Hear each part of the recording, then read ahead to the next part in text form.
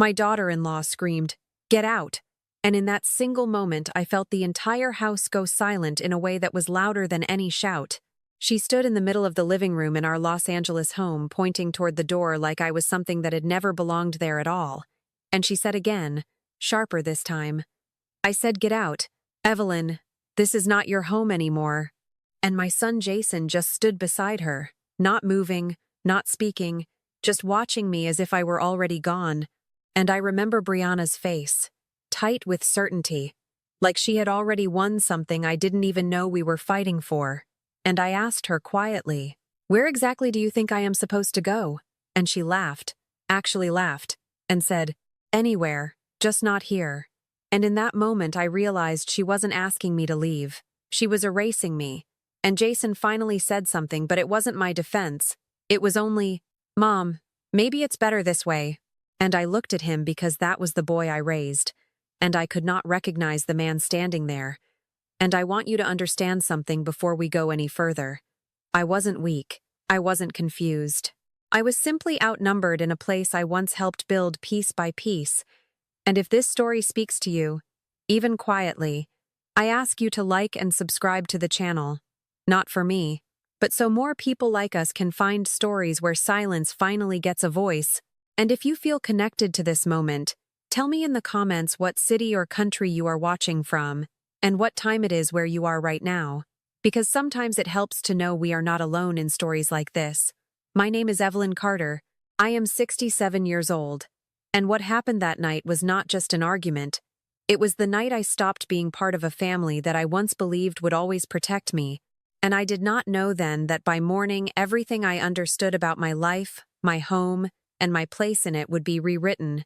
And maybe the most important part of all is that the people who pushed me out still had no idea what they had just set in motion.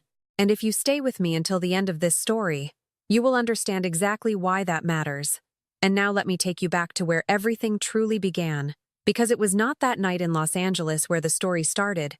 It began long before that, in the quiet patterns of being ignored, dismissed, and slowly made smaller inside a house that once felt like home. I still remember the smell of coffee that morning, the sound of dishes clinking in the kitchen, Brianna moving through the house like she owned every corner of it, and Jason sitting at the table scrolling through his phone without looking up when I walked in. And Brianna said, without even turning her head, "We need to talk about boundaries." And I asked her calmly, "Boundaries for what exactly?" And she smiled in that way that never reached her eyes and said, "For you, Evelyn, you've been here long enough to know how things work." And I felt something shift in the air. Not anger yet, just the quiet beginning of displacement, like standing in a room where the walls are slowly being moved closer together. And Jason finally looked up and said, "Mom, Brianna is just trying to organize things." And I nodded because that is what I always did. I understood. I adjusted. I stayed quiet. But that morning there was something else in the air too. Something I could not name yet. A kind of tension that did not belong to ordinary family disagreement. And later that day I noticed Brianna going through drawers that were not hers, opening folders I had kept private, closing them quickly when she saw me watching. And she said, "Just making sure everything is in order?" But her voice was too careful, too rehearsed. And I remember standing in the hallway thinking how strange it was that a house could still look the same, while everything inside it was beginning to change ownership in ways that were not visible yet. And that evening when Jason came home late, Brianna met him at the door before I could speak to him, and I heard her whisper, "We need to finalize it soon." And Jason replied, "I know, just give me time." And I froze because that was the first moment I understood I was not part of that conversation at all. And I asked him later, "Finalize what?" And he smiled the way people smile when they are trying not to tell the truth and said, "Just financial stuff, Mom. Don't worry." But I had spent enough years working in legal estate consulting to know when someone was asking me not to look too closely. And that night I did something I had not done in a long time. I opened an old file box I had kept locked away for years, and inside it were documents I had almost forgotten existed. Papers tied to names I had not spoken aloud in a very long time, and one envelope that had a seal I recognized immediately, Harrington Trust Group, Malibu Division. And when I saw it, I felt a stillness that was not fear, but recognition. Because some truths do not arrive loudly. They wait, and in that quiet kitchen light I realized something had already begun long before Brianna ever said, "Get out." Something legal, something binding, something they clearly believed I did not understand anymore. And as I held that envelope in my hand, I heard footsteps behind me, and Brianna's voice cut through the silence as she said, "What are you doing with that?" And I turned slowly, and for the first time she did not look confident at all. And that is when I understood the most important part of this story was not what they were saying to me, but what they had not yet realized I already knew. Because inside that envelope was a name, a signature, and a property they believed belonged to them. But the truth, the real truth, was something none of them were prepared for. And right before I could answer her, my phone lit up with a message from a number I had not seen in years, and all it said was, "It has begun. Do not tell anyone you have this." And that was the moment I knew I was no longer being pushed out of a home. I was being pushed into something far larger than any of them understood.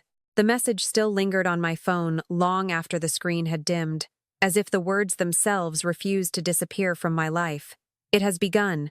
Do not tell anyone you have this."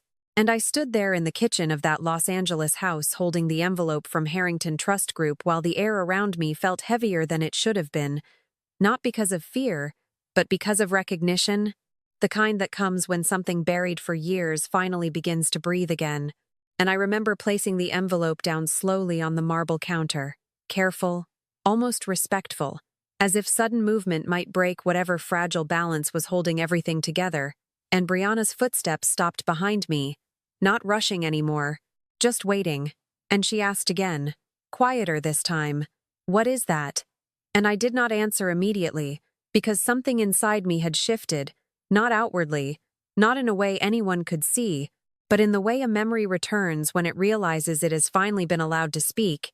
And I said instead, "You should not be going through my things." And she let out a small breath like she was trying to stay patient with me. "This is Jason's house too, Evelyn. We are just trying to organize everything." And I remember how carefully she said the word organize, as if rearranging a life could sound innocent if spoken softly enough. And Jason entered the kitchen at that moment, loosening his tie, not looking at me first, but at her, always at her. And he said, "Mom, Brianna is just trying to make sure nothing gets complicated." And I felt that sentence land in a place I had felt many times before, that quiet place, where I stopped being a person and started becoming an inconvenience. And I sat down slowly at the kitchen table, not because I was weak, but because I needed to understand something I had been avoiding for a long time. And Jason asked, "What were you holding?" And I looked at him, really looked at him, at the man who once fell asleep on my shoulder after school football games, and I said, "Something you were never meant to see like that." And Brianna immediately cut in. "If it is legal or financial, Jason should know everything." And that was when I realized she was not just speaking to me, she was speaking over me, around me, as if my presence was only temporary, until she could fully replace it with control.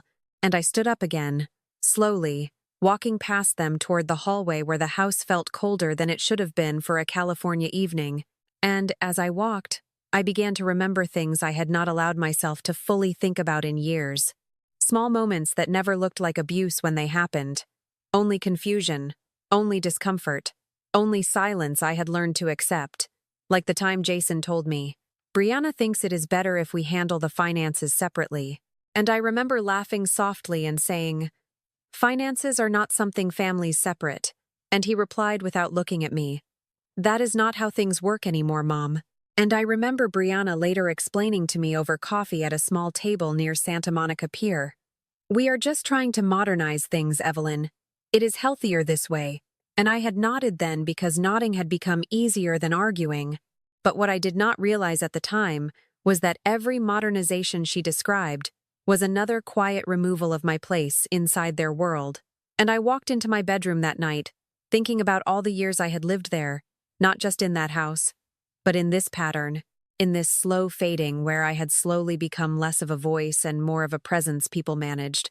And I opened the drawer where I kept my most private documents, not because I expected anything new, but because something in me finally refused to ignore the feeling that nothing in this situation was accidental, and I found old correspondence I had not touched in years, letters stamped with addresses from Beverly Hills legal offices, notes written in formal language about estate structures and trustee responsibilities, and I sat on the edge of the bed reading them slowly, not because I did not understand them, but because I was beginning to understand what they meant in this context.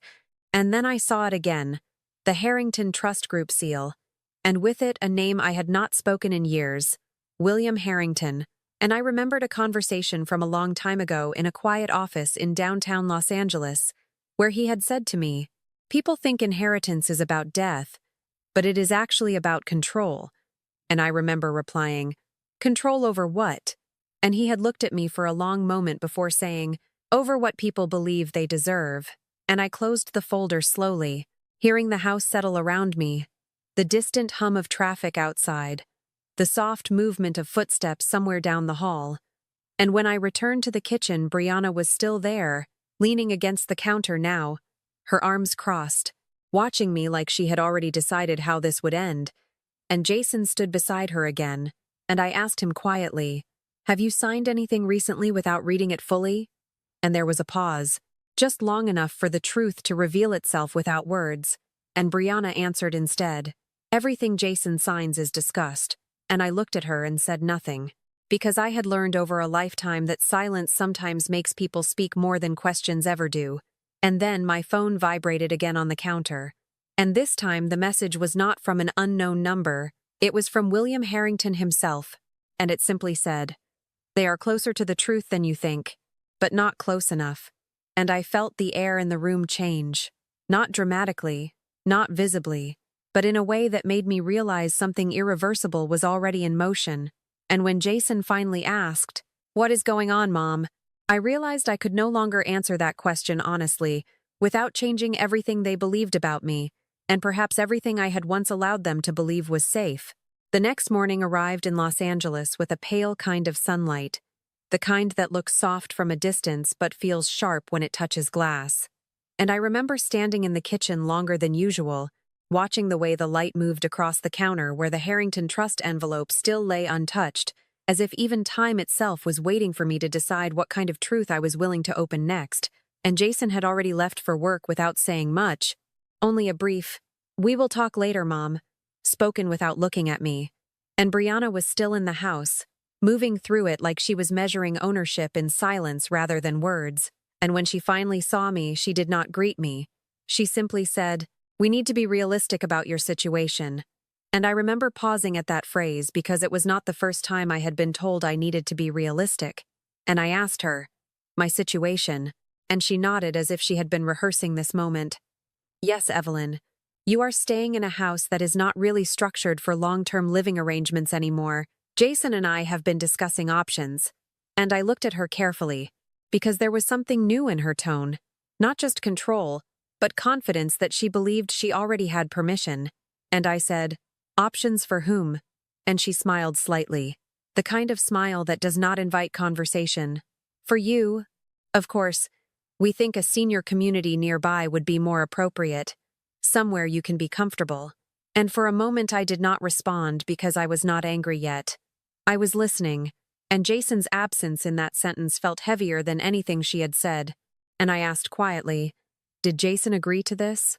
And she answered without hesitation, "Of course he did. He is just busy with work, but we are aligned on what is best."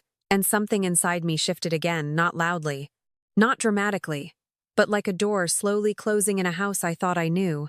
And I remember sitting down at the kitchen table, not because I was tired, but because I wanted to see how far this version of reality would go if I let it continue speaking. And Brianna placed a folder in front of me, sliding it across the table with precision.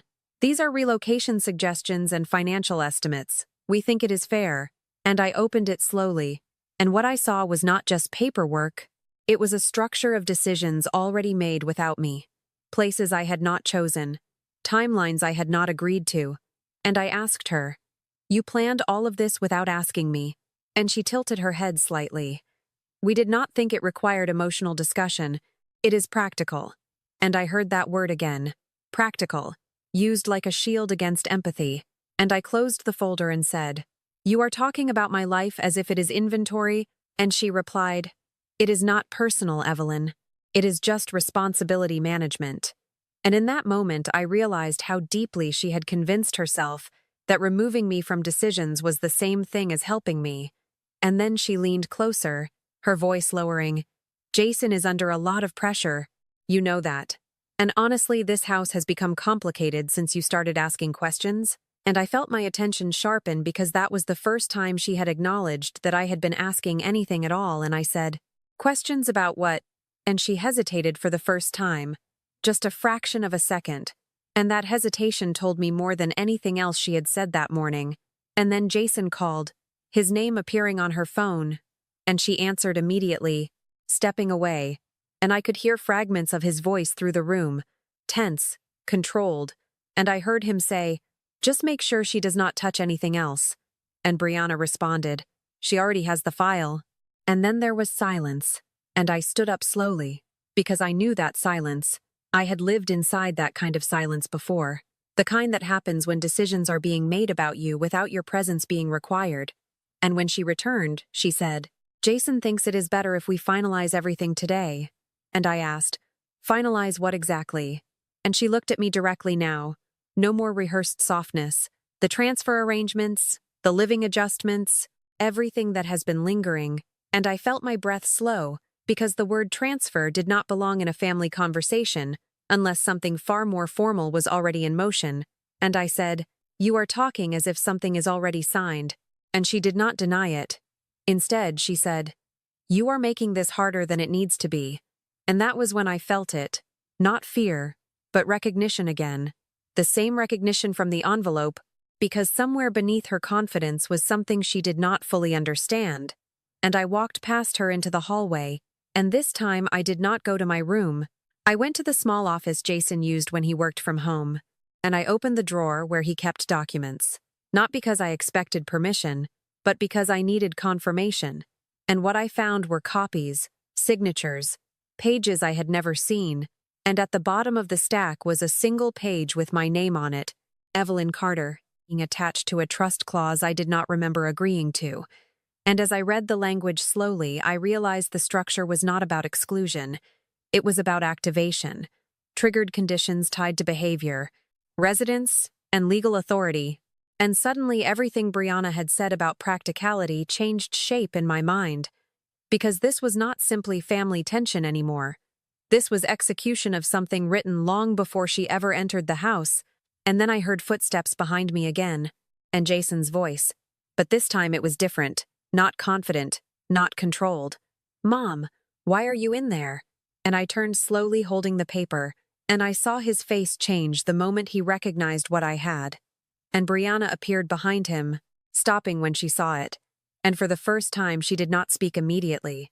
And Jason said quietly, almost to himself, "That should not be active yet." And I looked at both of them, understanding now that the real question was not what they were doing to me, but what they thought I did not know. Because the truth was no longer hidden in pieces. It was beginning to assemble itself in front of me, and all I had to do was decide how much of it I was finally willing to see. The moment Jason's face changed was the moment I understood that the paper in my hand was not just a document, it was a trigger, something already alive in a system I had not been allowed to see fully until now, and Brianna stood perfectly still behind him, no longer speaking, no longer correcting, just watching me the way people watch a door they are no longer sure they can control. And Jason finally said, "Mom, you were not supposed to see that yet." And I looked at him and answered quietly, "Then why is it already in your drawer?" And that was when the house phone rang. Not a mobile phone, not a personal device, but the landline that almost never rang anymore. And Brianna flinched slightly as if the sound itself carried authority. And Jason walked toward it hesitantly. But before he could pick up, a voice from the front entrance cut through the silence, firm, calm, and unmistakably professional. "Evelyn Carter is here." And I turned toward the hallway because that voice did not belong to anyone in this house. And I knew it before I even saw him. And then I saw him, William Harrington, standing at the entrance of the home like he had been there before, like the space itself remembered him, dressed in a dark suit, holding a slim leather folder, his expression unchanged by time, only sharpened by it. And Jason froze completely. Brianna stepped back without realizing it, and William Harrington looked directly at me and said, "You should not be standing in this room without understanding what has already been activated." And for a moment no one spoke, because there are people whose presence does not interrupt a room. It rewrites it, and Jason finally managed to say, "Sir, what are you doing here?" And Harrington did not look at him. He looked at me, and replied, "I am here because she asked for clarity 10 years ago, and now clarity has arrived." And Brianna whispered, "What is he talking about?" But no one answered her, because Harrington stepped forward slowly and placed the folder on the kitchen counter next to the envelope I had been holding, and he said, "This house, this arrangement, this entire living structure was never casual. It was never informal. It was a legal framework tied to specific conditions." And Jason's voice sharpened. "What conditions?" And Harrington finally turned toward him, not unkindly, but completely, without hesitation. "Conditions tied to loyalty, residency stability, and breach of fiduciary trust within the household." And I saw Jason swallow hard as if the words were heavier than he expected. And Brianna immediately said, "This is my home. We have been managing everything responsibly." And Harrington nodded slightly, as if he had heard that sentence many times before. "Managing is not the same as owning," he replied. And then he opened the folder, and the sound of paper turning felt louder than anything else in the room. And he said, "Evelyn Carter, you will confirm that you executed this trust structure under my office in Beverly Hills." "Correct." And I nodded slowly, because I remembered now. Not fully, not clearly at first, but enough to feel the shape of it returning. And I said, "Yes, I remember signing something years ago, but I did not fully understand what it would become." And Harrington replied, "Most people do not. That is the point of trust law. It protects intention even when circumstances change." And Brianna stepped forward suddenly, her voice tighter now. "So what are you saying? That she owns everything?" And Harrington finally looked at her directly and said, "I am saying she never stopped owning it. She only allowed others to operate within it." And Jason shook his head.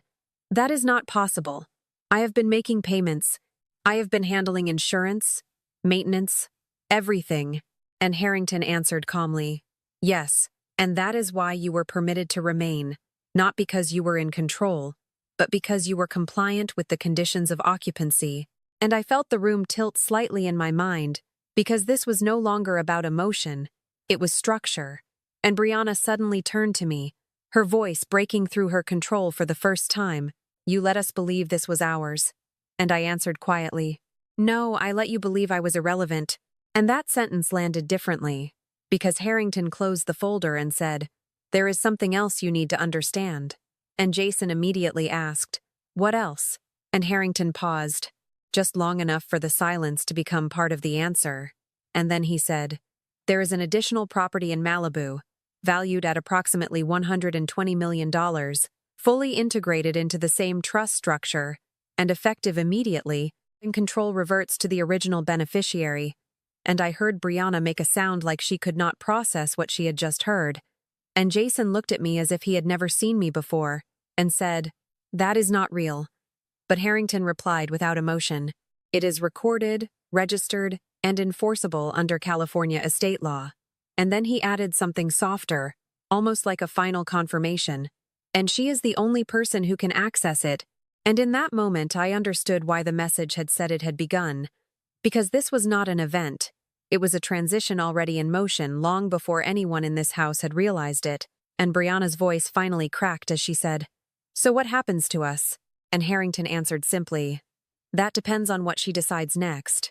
And every eye in the room turned toward me, and for the first time I realized that the question was no longer what they had done to me, but what I was now in a position to decide about all of them. And Jason took a step closer, his voice lower now. "Mom, please, tell me you knew this would happen." And I looked at him, not with anger, not with triumph, but with something far heavier, the weight of years where I had been asked to stay small. And I said softly, "I knew something would eventually come back. I just did not know when you would finally see it." And outside the window, the afternoon light shifted across the kitchen floor. and Harrington quietly added, "And now that it has surfaced, there is no returning it to silence." And Brianna stepped back as if the room itself no longer belonged to her. And Jason stood frozen between what he believed he controlled and what he suddenly could not deny. And I realized in that silence that nothing about this house, this family, or this life would ever remain the same again, because someone they had dismissed had just been confirmed as the center of everything they thought they were standing on. The silence that followed William Harrington's words did not feel like an ending. It felt like a suspension, as if the entire house in Los Angeles was holding its breath and waiting for something heavier than explanation to arrive. And I remember standing there watching Jason's face shift between disbelief and something closer to fear. While Brianna no longer spoke at all, her confidence fractured into something uneven and uncertain, and Harrington remained calm, his presence unchanged by the tension around him, as if he had stepped into situations like this many times before and already knew how they ended. And Jason finally said, "You are telling me my mother owns the Malibu property." And Harrington corrected him gently. "Not owns in the way you are thinking. She controls it under a protected trust structure that predates your occupancy of that home." And Brianna suddenly interrupted, her voice sharper again. "This is absurd. She has been living quietly for years. She does not have the kind of financial background to manage something like that." And that was when Harrington turned slightly toward me, not responding to her directly, but inviting something I had not yet spoken out loud. And he said, "Evelyn, perhaps it is time to clarify what you were before this household defined you." And I hesitated because there are versions of your life that you stop mentioning not because they are secret, but because they belong to a time when you were not yet reduced into someone else's interpretation. And I said quietly, "I worked for over 20 years in federal estate consulting, primarily cases involving high-value trusts and intergenerational property disputes." And Jason blinked slowly, as if that sentence did not belong to the version of me he had been living beside. And Brianna immediately responded, "That is not what you told us." And I answered, "You never asked." And the room shifted again, because omission is not the same as deception, but people often confuse the two when they have already decided your role in their story. And Harrington opened his folder once more, placing a second document on the counter, and said, "During that time, she assisted in structuring multiple asset protection frameworks across California, including several that are still active today." And Jason looked at me longer now, not with anger, but with recalculation, and said, "Mom, why would you never say this?" And I answered honestly, "Because in this house, being capable never changed how I was treated." And Brianna let out a short laugh, not of humor, but of discomfort. "So what? You are saying you are some kind of hidden expert in legal trusts." And Harrington replied before I could, "Not hidden, simply unacknowledged." And there was a difference in those words that made Brianna fall silent again.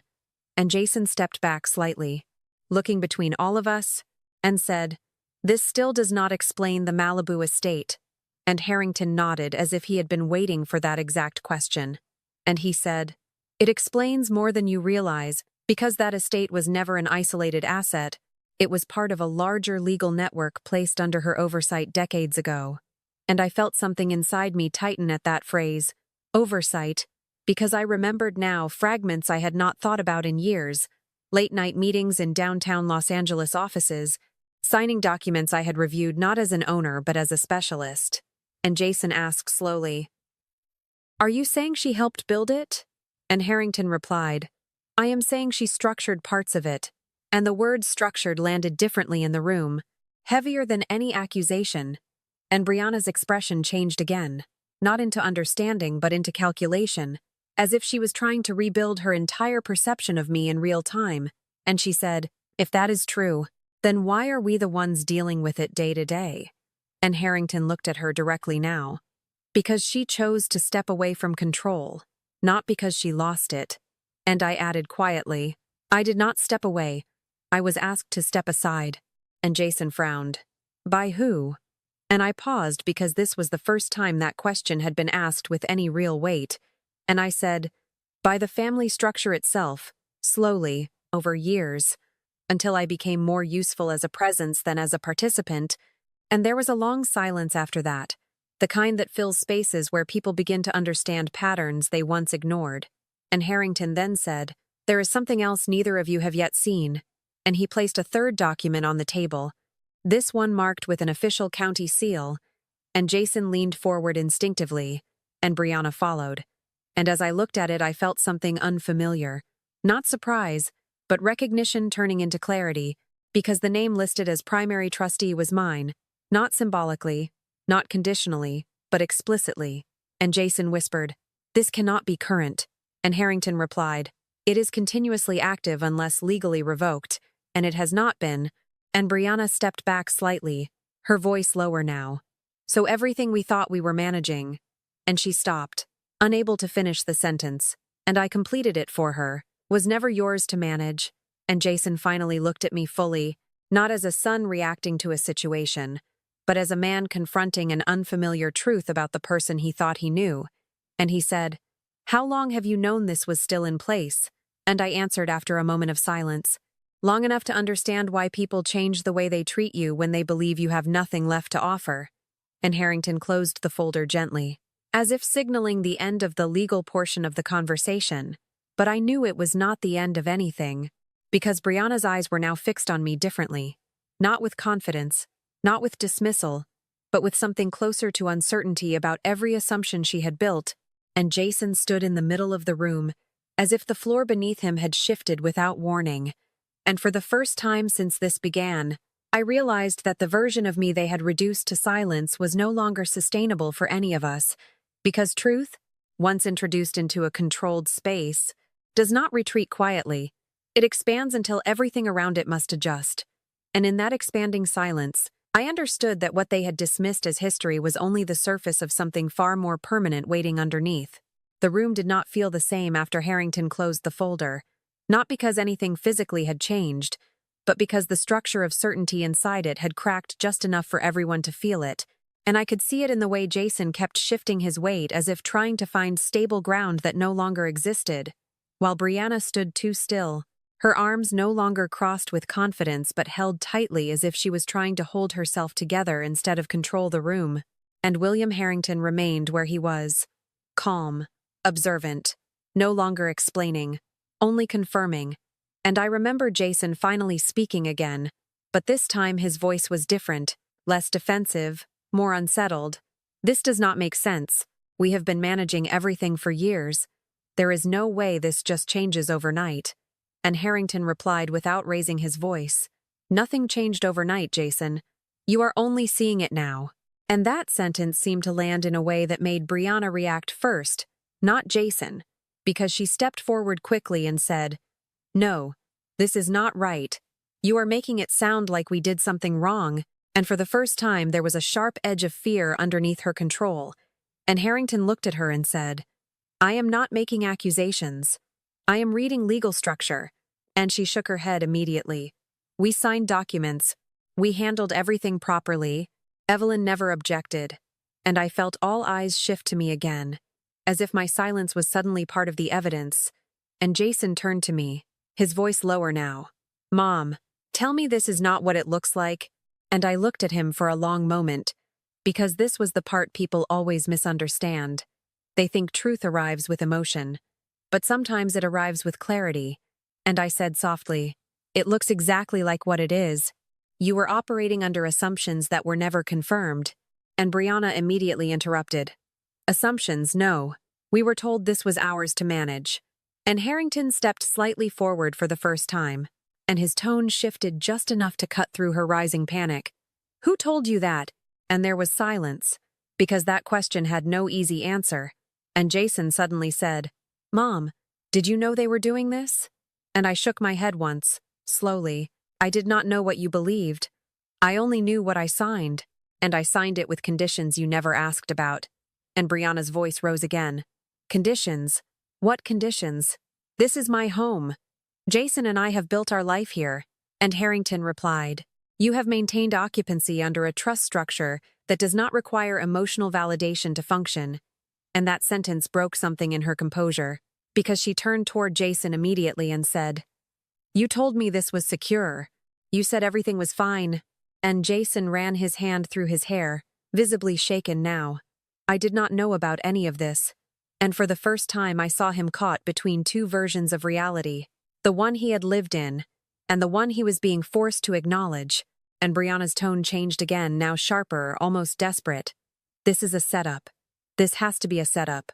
She is twisting something she does not understand, and Harrington responded calmly. Everything here is documented and verifiable. And then he turned to me, not her, and said, Evelyn, would you like to clarify your intent when you entered this agreement? And I paused because intent is the one thing people rarely ask about in legal spaces. And I said, my intent was protection, not control. I did not want my presence to be a source of conflict. I wanted stability for my son's life. And Jason looked down at the floor for a moment before whispering, we thought you were just staying with us. And I answered, that is what I allowed you to believe because it was easier than correcting it every time. And Brianna suddenly laughed once, but it was not humor. It was disbelief collapsing into frustration. So what now? You just take everything back? And Harrington answered before I could. Nothing is being taken back. It is being recognized. And that distinction shifted the entire atmosphere again. Because recognition is not an act of aggression. It is an act of correction. And Jason stepped closer to me now, his voice quieter. Mom, why would you let it go this far without telling us? And I felt something in that question that was older than this moment. Something that had followed me for decades. And I said, because every time I tried to speak in this house, it was translated into inconvenience. And eventually I stopped translating myself. And the room went still after that. Not dramatic, not theatrical, just still in the way truth makes people pause when they realize it has been present longer than they admitted. And Brianna finally turned to Harrington again, her voice less controlled now. What happens if we refuse to accept this? And he replied simply, you are not being asked to accept it. You are being informed of it. And Jason exhaled slowly, as if the weight of that sentence had settled into him physically. And I looked at both of them, and for the first time I did not feel like I was being pushed out of anything. I felt like I was standing at the center of something they had never fully understood they were part of, and Brianna's voice dropped to almost a whisper. So what are we supposed to do now? And I answered quietly, without anger, without triumph, only truth. Now you adjust to what was always there. And Harrington added, and you decide how you move forward within reality instead of assumption. And Jason looked at me then, really looked at me, as if trying to reconcile the woman in front of him with the version he had built his decisions around, and he said, I never thought it was like this. And I replied, that is because you were never meant to think about it at all. And in that moment the balance of the room shifted completely, not toward punishment, not toward revenge, but toward understanding that the foundation beneath everything they believed was never as simple as they were told. And Brianna finally stopped speaking altogether, because for the first time there was nothing left she could say that would hold the version of events she had depended on, and all that remained was the quiet recognition that what had begun as control had already become exposure, and exposure does not ask permission to continue. The moment the last sentence left my mouth, something subtle but irreversible changed in the room, not because I had said anything powerful, but because I had stopped trying to hold together a version of reality that no longer belonged to me alone. And Jason stood in front of me as if he was waiting for the ground to confirm what he was hearing, while Brianna slowly turned toward him, not toward me anymore, and I could already feel it beginning before any words were spoken. That quiet fracture that happens when two people realize they are no longer aligned on the same truth. And Jason finally said, this is not what you told me it was. And Brianna immediately responded, I told you what I was told. And that was the first crack, small but precise. Because truth in a confined system does not break outward first, it breaks sideways. And Harrington did not intervene. He simply observed, as if watching something he had already seen play out in other rooms, other families, other structures. And Jason took a step back from the counter, running his hand across his face. You said this was secure. You said her name was only symbolic. And Brianna's voice rose sharply now, losing its earlier control. Because that is what you said to me, Jason. You were the one who handled the paperwork. And Jason snapped back immediately. I handled what you gave me. And in that instant the alignment collapsed completely. Because now they were no longer defending a shared position. They were defending themselves from each other. And I stood still, not because I was detached, but because I had nothing left to contribute to their unraveling. And Harrington finally spoke again, calmly. This is the predictable stage when assumptions are replaced by documentation. And Brianna turned toward him, her frustration breaking through. You keep saying documentation like that makes this normal, and he replied. It does not make it normal. It makes it enforceable. And Jason let out a breath that sounded like disbelief trying to become anger. So what now? We just lose everything because of something from years ago. And Harrington answered without hesitation. You do not lose anything you were legally never granted in full capacity. And that sentence hit differently because it removed emotion entirely from the equation, leaving only structure. And Brianna suddenly turned back to me, her voice lower but sharper. You knew this would happen, did you not? And I shook my head once. No, I knew only that truth does not stay buried forever. I just did not know when it would surface. And Jason interrupted, his voice breaking slightly now. Mom, why did you let us live like this without telling us? And I looked at him for a long moment because this was the question that always arrives too late. And I said quietly, because every time I tried to explain anything beyond what you already believed, it became conflict. And I learned that silence was the only language that did not immediately get rejected. And Brianna exhaled sharply, almost laughing in disbelief. So you just let us think we were in control. And I answered, you were in control of your decisions, just not the structure you thought you were making them inside. And Harrington closed the folder again. And for the first time, his tone softened slightly. Not emotionally, but procedurally. At this stage, what you are experiencing is not loss of ownership, it is recognition of boundaries that were always defined. And Jason shook his head again, looking around the kitchen as if expecting it to reconfigure itself into something familiar. This does not make sense. I have been paying for maintenance, insurance, everything. And Harrington replied, yes, and those actions are consistent with permitted occupancy under fiduciary terms. And Brianna suddenly turned on Jason, her voice breaking into frustration. You told me this was yours. You told me we were building something stable. And Jason fired back immediately. I told you what I understood. I did not design the trust. And just like that, the argument was no longer about me.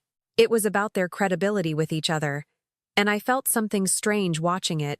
Not satisfaction, not anger, but distance.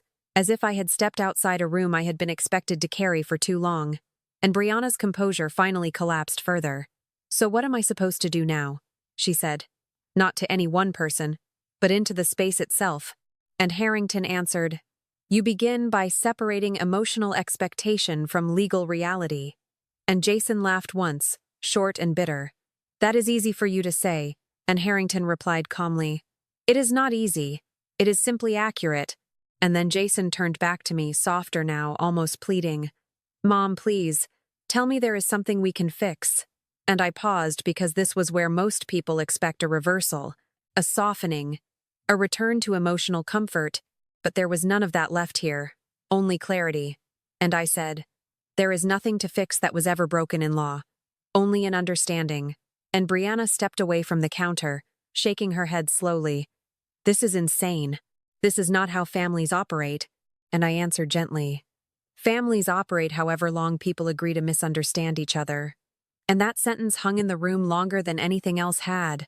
And Jason finally sat down at the edge of a chair like his body had lost its instruction, while Brianna stood rigid, staring at Harrington as if expecting him to change his answer. But he did not. And instead he said, at this point, what remains is not negotiation. It is adaptation. And for the first time, no one argued back. Because adaptation is the moment when resistance realizes it has no more direction. And I looked at both of them then. Not as opponents, not as defenders, but as people suddenly separated from the structure they had assumed would always hold them. And I understood something quietly, that I had not needed to act. I had only needed to remain truthful long enough for the system around me to stop agreeing with itself. And in that silence, I could already see it beginning. Not resolution, not reconciliation, but the slow, unavoidable collapse of certainty inside people who had never questioned where theirs came from. The house in Los Angeles no longer felt like a battlefield after that day, but it also no longer felt like home. It felt like a place where too many truths had passed through the same air too quickly, and now everything echoed slightly differently, and Jason had stopped speaking in certainties. Brianna had stopped speaking altogether for long stretches of time, and William Harrington had already left earlier that morning without ceremony, leaving only a final phrase behind him. Reality will continue adjusting whether you participate or not. And I remember standing in the kitchen after he left, looking at the same marble counter where everything had begun to change shape, and Jason finally said quietly, "Mom, I do not know how to fix what just happened." And I answered without turning around, "You do not fix it, you understand it." And there was a long silence after that, not the kind filled with tension, but the kind that arrives when people realize they are no longer required to perform reactions for each other. And Brianna eventually said she needed air and walked outside, leaving the sliding door open, letting in the California light and distant sound of traffic, and Jason sat down across from me at the table, not as someone trying to argue anymore, but as someone trying to understand where to place himself in a story that no longer centered on his assumptions. And he asked, "Did you ever want any of this, Mom? Any of the control? Any of the legal structure?" And I looked at him for a long time because the honest answer was not dramatic. It was simple, and I said, "I wanted peace, not control. I wanted to not be misunderstood inside my own family." And he nodded slowly as if that sentence explained more than everything that had happened before it. And later that evening, Brianna returned, quieter now, her confidence no longer sharp but folded inward. And she said, "I did not know who you really were." And I replied, "You knew only what you needed me to be in order to make your decisions feel safe." And she did not argue, because there was nothing left in her tone that could sustain an argument. And over the next days, something subtle began to happen in the house. Not conflict, not confrontation, but distance turning into reflection. Jason stopped assuming answers before questions were finished. Brianna stopped rearranging spaces as if they defined authority. And I found myself waking up without the expectation of defending my existence. And one morning, Jason sat with me outside on the patio, coffee in hand, looking out at the quiet street. And he said, "I think I spent years thinking stability meant control." And I answered, "Most people do, until life removes the illusion." And there was no bitterness in that conversation, only recognition. And Brianna eventually sat with us too, not to discuss ownership or documents or outcomes, but simply to listen. And she said softly, "I do not know how to move forward from what I assumed." And I told her, "You do not move forward from assumptions, you leave them behind." And in those days, I began to notice something I had not felt in a long time. Not victory, not resolution, but quietness that did not require permission. And I started spending mornings alone in small ways that felt unfamiliar but not empty, walking slowly through neighborhoods without urgency, sitting with coffee without checking messages, letting silence exist without interpreting it as absence of conflict. And Jason asked me one afternoon, "Are you staying here or going somewhere else?" And I answered honestly, "I am not staying anywhere in the way I used to. I am choosing where I exist without being defined by reaction." And he seemed to understand that more than any explanation about trusts or structures. And Brianna later apologized not in a dramatic way, but in a quiet sentence that did not ask for reversal, only acknowledgement. "I treated your presence like something temporary." And I said, "I allowed that perception because I did not want to create conflict in a home I cared about." And she nodded, accepting that truth without resistance. And over time, something unexpected happened. Not reconciliation in the traditional sense, but a reordering of roles where I was no longer the center of conflict or misunderstanding, just a person existing within her own boundaries. And Jason began asking me about my past work, not to interrogate but to understand. And I told him small parts, not everything, only what felt necessary. And he would listen differently now, without interruption, without assumption. And one evening, as the sun lowered over Los Angeles, I stood outside and realized that the most profound change was not what had been taken or revealed, but what had stopped happening. No one was pushing me out anymore. No one was defining me in silence anymore. And I understood that peace was not something that arrived after victory. It arrived when the need for conflict finally ended. And for the first time in a long time, I was not preparing for the next reaction. I was simply living in the absence of it. and that absence felt like something I had been waiting for without knowing its name.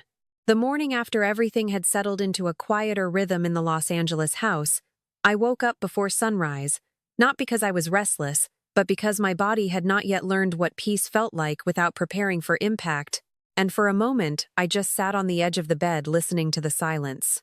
Real silence. Not the kind that hides tension, but the kind that simply exists. And downstairs I could hear the faint sound of a coffee machine starting, and Jason's voice speaking softly on the phone. No longer sharp, no longer defensive, just human again. And when I walked into the kitchen, he looked up and said, "Good morning, Mom," as if the words themselves had to be relearned.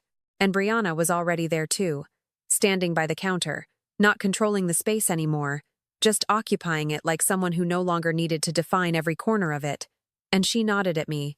A small gesture, not submission, not dominance, just acknowledgement.